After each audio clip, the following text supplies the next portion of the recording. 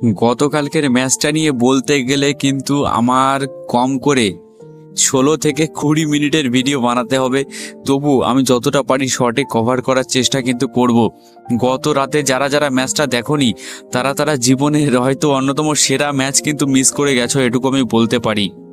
পাঞ্জাব 20 ওভারে করেছিল 245 এবং সানরাইজার্স হায়দ্রাবাদ সেই রান 18 ওভার 3 বলে কিন্তু কভার করে ফেলেছে এবং মাত্র 2টো উইকেট পড়েছিল হায়দ্রাবাদের।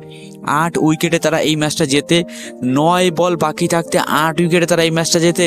আর সব থেকে বড় কথা সেটা হচ্ছে অভিষেক শর্মা।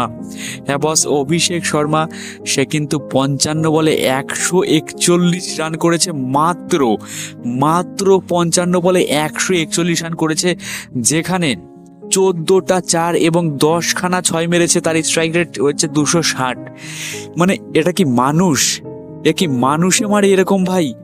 এটা আমার মনে হয় অভিষেক শর্মা এবং ট্রাভিস হেড, যে কিনা 37 বলে 66 করেছে এবং অভিষেক 55 বলে 141, তো আমার মনে হয় অভিষেক শর্মাকে এলিয়েন ঘোষণা করে দাও। অভিষেক শর্মা এবং ট্রাভিস হেড, এই দুটো মানুষকে মানুষ বলো না, এদেরকে এলিয়েন ঘোষণা করে দাও। এরকম মার ভাই আমি কখনো টি-20 ক্রিকেটে দেখিনি। 245 চেস করতে নেমে 9 বল বাকি থাকতে ম্যাচ জিতে আছে, তাও 8 উইকেট হাতে রয়েছে, 8 উইকেট। আমার দেখা ভাই অন্যতম সেরা ইনিংস কিন্তু এটা। আমি জাস্ট মানে ভাষায় প্রকাশ করতে পারছি না। গতকাল ম্যাচটা কিন্তু টোটাল এন্টারটেনিং ম্যাচ, টোটাল পেশা বাসুল ম্যাচ এবং ক্রিকেট লাভারদের জন্য, যারা ক্রিকেটকে মন থেকে ভালোবাসে, তাদের কাছেও কিন্তু একটা সেরা ম্যাচ গতকালকের ম্যাচটা। হায়দ্রাবাদের ফ্যানরা অবশ্যই খুবই খুশি হবে। যদি কোনো হায়দ্রাবাদের ফ্যান থেকে থাকো তাহলে ভিডিও নিচে অবশ্যই কমেন্টে জানিও। সঙ্গে যদি কোনো পাঞ্জাবের ফ্যান থেকে থাকো তারাও কিন্তু অবশ্যই কমেন্টে জানিও। তাদের মনটা খুবই খারাপ থাকবে, বুঝতে পারছি। এরকম এত রান করেও ম্যাচটা হেরে যাওয়া মুখের কথা না। যাই হোক, তো আজকের এই ভিডিওটা মেনলি টোটাল কথা হওয়া উচিত অভিষেক শর্মাকে নিয়ে। মানে ভাই ছেলেটা পাগল পুরো।